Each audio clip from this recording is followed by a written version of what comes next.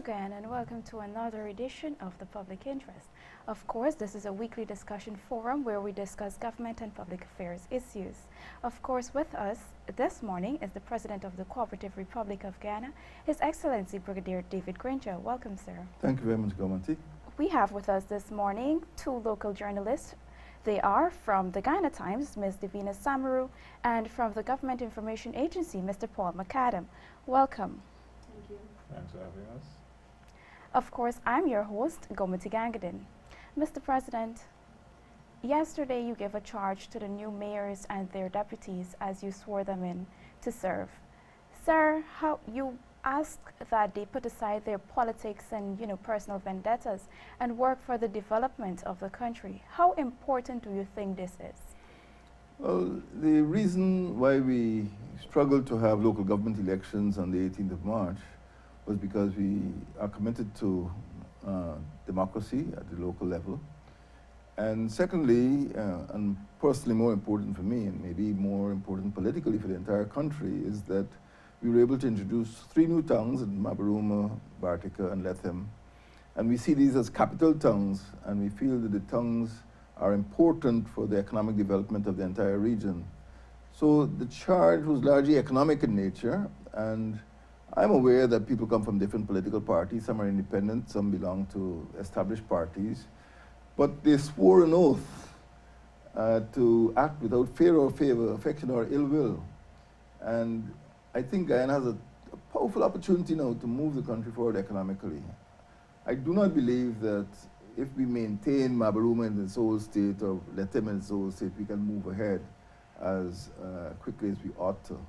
So it was really an appeal to the mayors, particularly the mayors of the 3 new towns and of course the existing capital towns, Linden, Georgetown, and New Amsterdam, and Regina, to put aside the political differences, because I am aware that since I became president, I go to some regions and the regional chairmen don't show up. They never show up, and it's a form of resistance that they always find something else to do. When I go to speak about government business, they're never there. So that's why I mentioned the 3 levels: national or central, the regional, and the municipal or local. And the 3 of us have to work together if we are to move this country forward. So it is probably the most important economic statement I made for the last 10 months. Thank you, sir. Journalists, you can now pose your questions on his charge to the new mayors and their deputies. I'll take the lead. Mr. President, Patricia J.S. Green is, I think, the 5th female mayor for Georgetown. I think we have 5 deputy female mayors. Do you see this as a sign of the times as we move forward? I know you've always called for more inclusion for females, especially in politics and other areas of Guyana's development.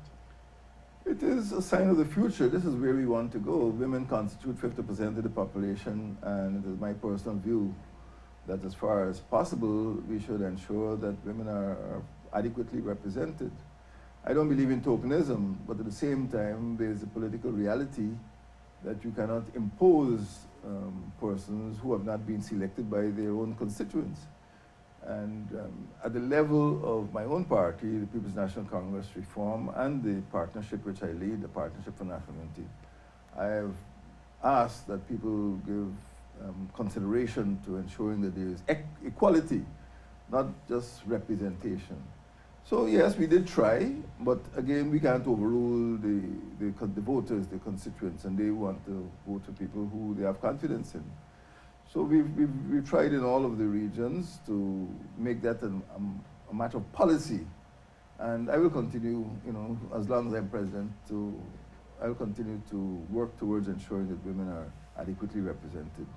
But again, I'm subject to the democratic opinions of the ordinary people. Right. Sir, I know the original plan was to have Madia as a township as well. Could you say why that was not achieved, and what's the plan moving forward to allow that area to gain its township status? Well, it's a technical problem. Before a town could be declared or demarcated, you have to agree on the boundaries. So it is a legal and boundary matter. You can't just called Madia because nobody knows where Madia actually ends, you know, the physical boundaries. And of course, the other legal requirements which have to be complied with. But it will be done this year, 2016. And as you know, it's a very complicated region in the Pacorimas. Transportation is very difficult. There's actually no road. Every year you hear people going on a safari. The only way to go east to west through Region 8, Potaro, Separoni, is by a safari, by ATV. So it's difficult even for people in Madia to communicate with the other parts of that region. So I expect it to be done this year, and as I said, it's legal and technical, it's not political. All right, in continuing the same vein, sir, you've called for, I think, regional capitals, basically. I've heard you speak Capital about tongues, yes. capital tongues. I've heard you speak about that. Any leaning towards having maybe other communities being elevated into the status? Yes, it is a matter I've raised with the Minister of Communities. As you know, paradoxically, there are 3 coastal regions which do not have capital towns. Region 3, that is the Essequibo Islands, West Demerara region. You have Region Hoop, not really much of a town. Then you have Region 4. Georgetown is not the capital of Region 4. Georgetown is the capital of the Republic. So there's a little compound at Triumph on the East Coast, which administers this important region. And then Region 5, you know, the Mahaica-Berbice region, and the capital is Fort Wellington. Fort Wellington is a compound, you know, the police station, magistrates court. But I'm looking, you're quite right, I'm looking to create 3 towns in these 3 coastal regions, so that every single region should have a capital town, and that capital town will have, you know, its own airport, its own, you know, its banks, its NIS offices, GRA offices. The idea is that people living in any region must be able to go to that capital town and transact all the business. Right now, you'd be surprised to know that in the Rupununi region, Region 9, to register business, you have to go to study in Region 2. That is how bizarre our current system is, and that's what we're trying to reform. If you're a businessman in Rupununi and Lethem, you have to go to study. So it's a crazy system. So we're just trying to regularize the system by having capital towns. If you are a businessman in Charlton or Warriwa now, you must be able to go to Lethem, your capital, and register business. So that's what our aim is. So all of the government functions, which are so highly centralized now, should be decentralized. It has started to happen. As you know, in quarantine, East Berbice quarantine, there's already a Supreme Court. You know, you have very many government offices, and this should replicate in all 10 regions. So yes, the intention is that eventually Region 3, 4, and 5 should have their own capital towns. Right now you have what I call proto-towns. They haven't fully developed, you know, maybe Region Hoop or Parica, maybe Blairmont, Rosignol. These are things we're looking at. Sir, you spoke a lot about the need to put aside your political differences to manage the NDCs and the municipalities more effectively. What assurances can you give that there will be no political involvement between central government and the local government in the management of the various NDCs and municipalities? Well, we believe that, you know, all politics is local, and we look at the grassroots, the election of the NDCs. As you know, several of them were replaced by IMCs. But we want to see people in the community saying, what is best for this community? Do we need better roads, better lights? Do we need a community center? You know, do we need to look after solid waste management? These are not really party political issues. Solid waste management is something that affects the health of the community. So I don't see the intrusion of party politics. What I see is that people can gather around the table in their councils, whether it's Mabaruma or Lethem or Bushlot, wherever it is, and decide what is best for that community. But at the same time, I don't want to feel that one of those regions or one of those municipalities will go to war with central government. We have to work together. And that's why yesterday, when I spoke to the mayors, I opened the door for cooperation or collaboration between the 3 branches: central, regional and municipal. So you can never rule out, you know, what goes on in the minds of a mayor. You know, but what I'm telling him or her is that talk to me, talk to central government, talk to the regional government, and let us work for the good of the country. People always have political preferences, but those preferences must not be antagonistic. They must not be antagonistic. They are different, but not antagonistic. But we have to find a way, as I said, it's early days yet, for all three levels to work together. Okay. Well, a quick question, sir. In continuing in the same vein, do you think we need to return to having more national pride, as you say, which would tie into getting away from the political infighting and look at country first, putting country first? Well, that's a very good question. I would even go a step further by saying we must develop regional pride. And this is what I've started to see coming out. People, we have already proposed to the regions regional flags. Actually, there's a design that every region must have its own flag. I see a region in Guyana like a state in America. People are proud of being Texan, they're proud of being Californian, they're proud of being New Yorkers.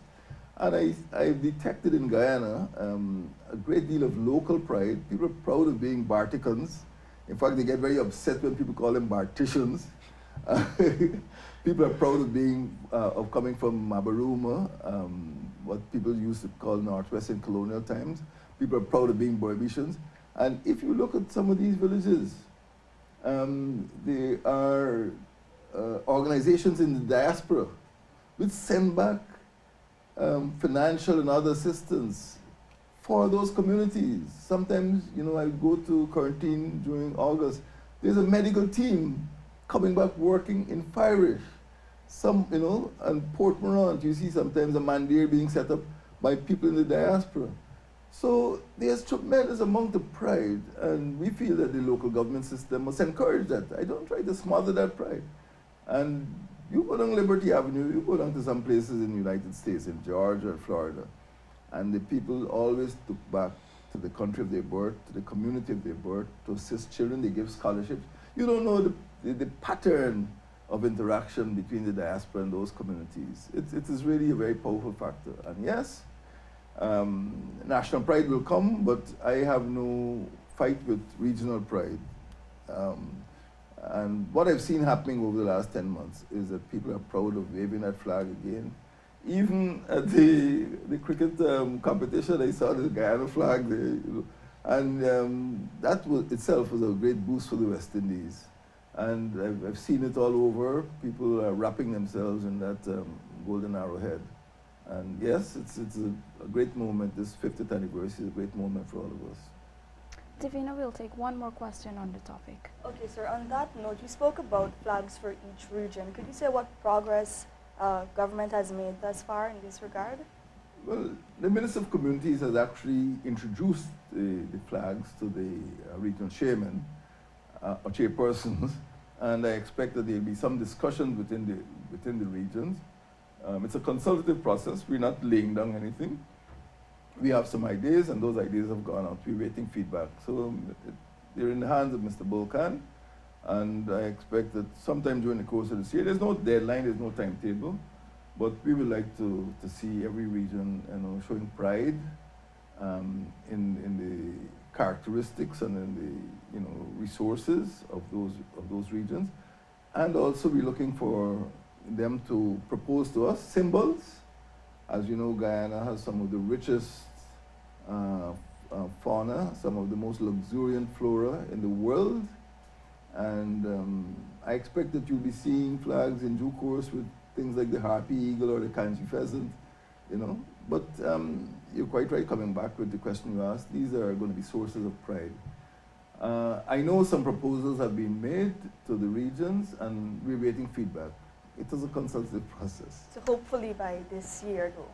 Yeah, sure. It's up to the regions. You know, we're not forcing anybody one way or the other. It's up to the regions. But again, you can look at the United States, other large countries. Each region has a flag, has a name. Some people don't even know where Upper Takatu, Upper Essequibo is.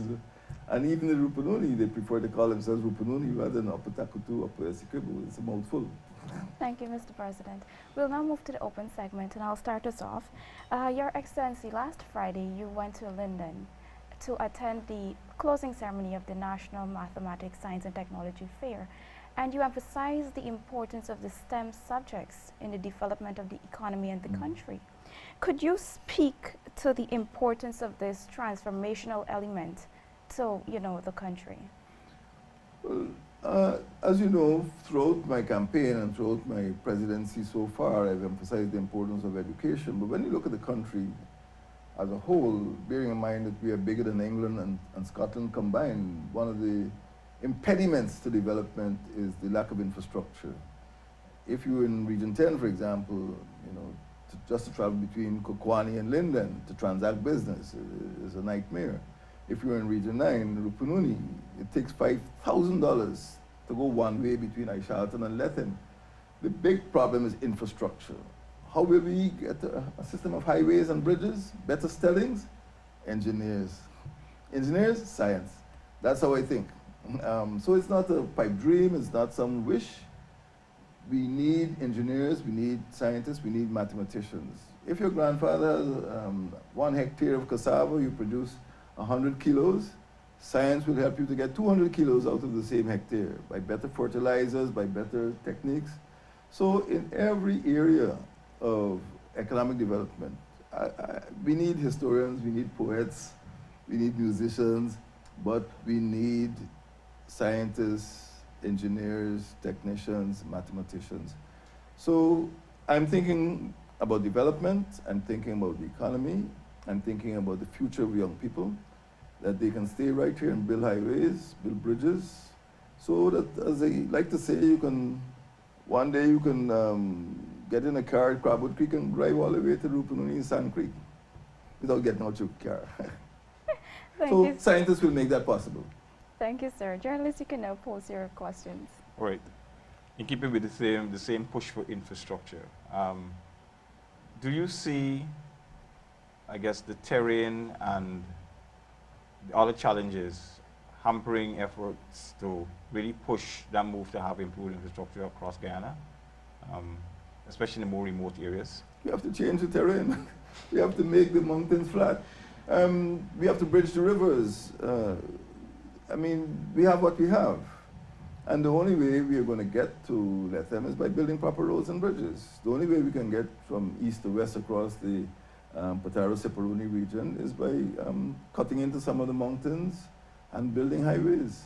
This has been the challenge of every country,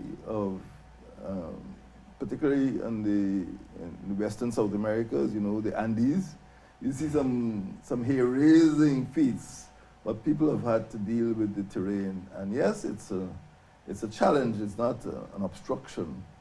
And we just have to bridge our many rivers and maybe build around some of the mountains, go through some of the mountains, build tunnels.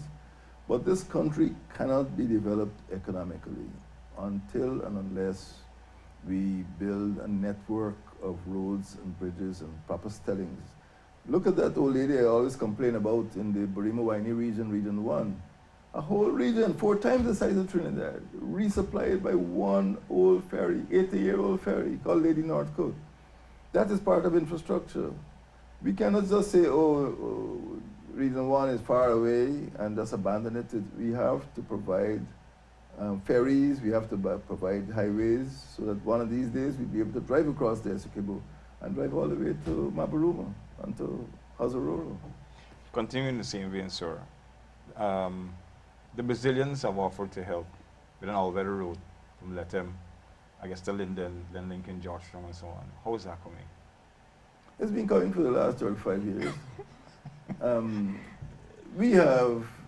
Guyana has to accept some responsibility. It is something that we need to do. It's not a political matter, it's a financial matter. We have to get the funding, and we have to make sure that arrangements are put in place for that road to finance itself.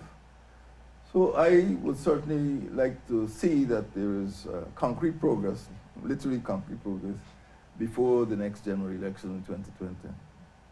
Devina? Okay, sir, taking off the topic of infrastructure, I'm turning your attention to TIGI's statement, Transparency Guyana's statement. They're accusing your administration of corruption on the basis of Minister Harmon's involvement, alleged involvement in GRA's investigation into Bai Shanling and his appointment of businessman Brian Tiwari as his advisor. They're calling on the government to make public information of all the donors, the pre- and post-election donors, and the amount of contributions that they give to the government. What would be your response to Transparency Guyana, and would the government be willing to make public this information?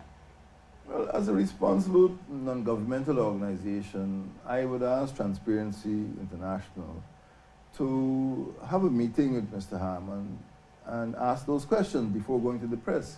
It's very difficult for the government as a whole or any individual minister to conduct that type of debate, you know, shouting at each other in the press. If they need information, let them approach Mr. Harmon. When they make statements about the government is corrupt, what does that mean? Does it mean I'm corrupt? Does it mean that the public relations corrupt? That the prime minister is corrupt? So it's an outrageous statement, and I would ask TIGI to verify its information before going to the media. If they have questions, put those questions to Mr. Harmon. If the questions are not answered satisfactorily, you could make a release to the press. But it is difficult for me to accept a blanket criticism of the entire administration because of one incident. As is well known now, when the matter of Mr. Tiwari's appointment came to my attention, I rescinded the appointment. I said the Minister of Business is competent to provide advice to me on matters of business, and that was the end of that matter as far as I'm concerned. As far as Bai Shanling is, Mr. Harmon, up to yesterday, said he was going to issue a statement. So I've had discussions with the Minister of Finance, who is responsible for GRA, and I believe corrective action is being taken. From time to time, errors of judgment will be made. I'm not saying there was an error of judgment here, but when complaints are made, they are investigated. And I'd ask non-governmental organizations to ask for those investigations or ask for information before going on the street or going to the press.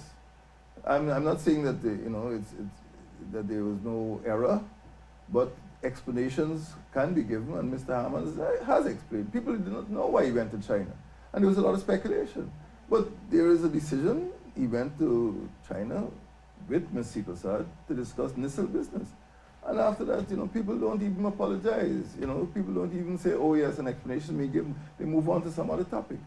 So TIGI will be well advised to sit down with Mr. Harmon and put the questions and have those questions answered, just as you are doing now. Sir, a follow-up. You mentioned that you had a discussion with the finance minister and that corrective actions will be taken. Yes. Could you expand a bit more on this? Well, concerning the authority for the cessation of the action against Bai Shanling, so that is the matter that he raised with me, and I think there was an article in the paper pointing out that the matter of the vehicles would be entirely within the realm of the Minister of Finance, and there would be no intrusion from other ministries. And if I am allowed to ask another follow-up, put aside the entire saga, would the government be willing to release the names of the donors pre-election and post-elections and the value or the amount that they've contributed to the coalition? The government will be willing to comply with any law about election financing. There is no law that prevents us from receiving money, and we have received money, or the coalition as separate parties did receive money during the campaign, and the donors asked that their identities not be disclosed. It's not dirty money, but I know that very well that sometimes people can be very vindictive once they know that contributions made to a political party. They've been blacklisted. I myself, I used to publish a magazine, and in 15 years, I never got a single advertisement from the government, and you found the newspapers like the Mirror got more advertisements in one weekend than I got in 15 years. The point I'm making is that certain people in political parties could be very vindictive, and once they discover that corporations give money to parties, they can bring economic sanctions to bear against those corporations. And we've been requested by some people, although we are assured that the money is clean, that their identities not be disclosed, simply because their businesses could be sanctioned or blackmailed or boycotted by other political parties. So we don't want to have that type of witch hunting in the country. And we've complied with the request of donors not to disclose their identity, sometimes in small amounts. But people do not want to see their names published in some schedule in the Sunday papers. It happens all the time.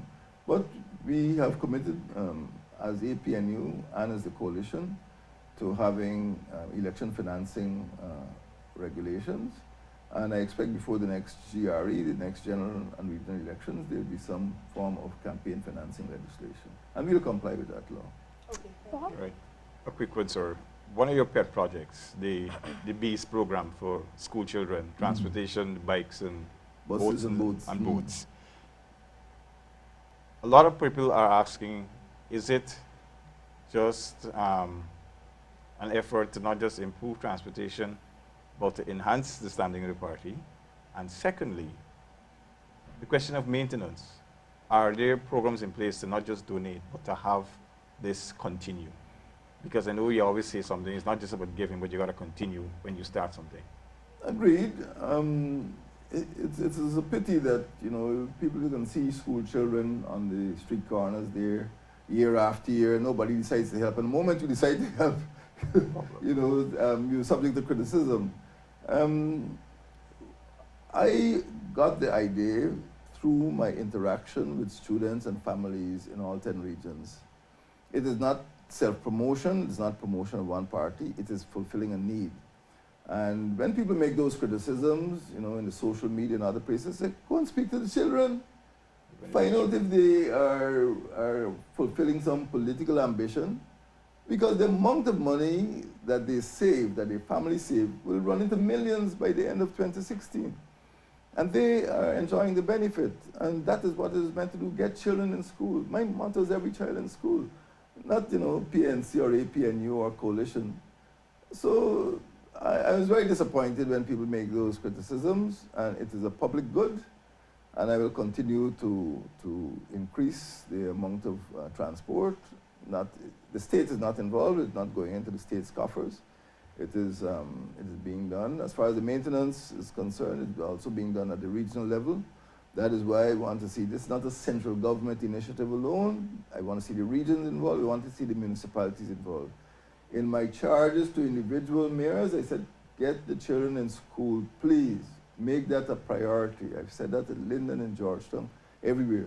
Make getting children in school a municipal priority. I don't want to see the children playing in the streets at 10 o'clock on a Tuesday morning. You provide transport, you provide, bicycles or buses, and you would be surprised what a difference it makes. You give, maybe just 50 or 60 bicycles in a community, and the attendance improves. That's what we want to do. We're not promoting the image of the PNC. The PNC is a 59-year-old party. We don't have to resort to giving out bikes, to be popular. We know where our popularity is as a party. Similarly, the coalition has accepted that as a challenge. And the government too realizes that we need to do more to keep our children in school. So it is now a national, it's not a pet project anymore. It's a national project, and we don't have the money to provide school buses in all of the regions, but we have the will, and a lot of businessmen, some of them, again, don't want their names publicized, but they come forward and help. A bus here, 50 bicycles there, and children are getting to school. This is going to be a happy country. Paul, the final question goes to you.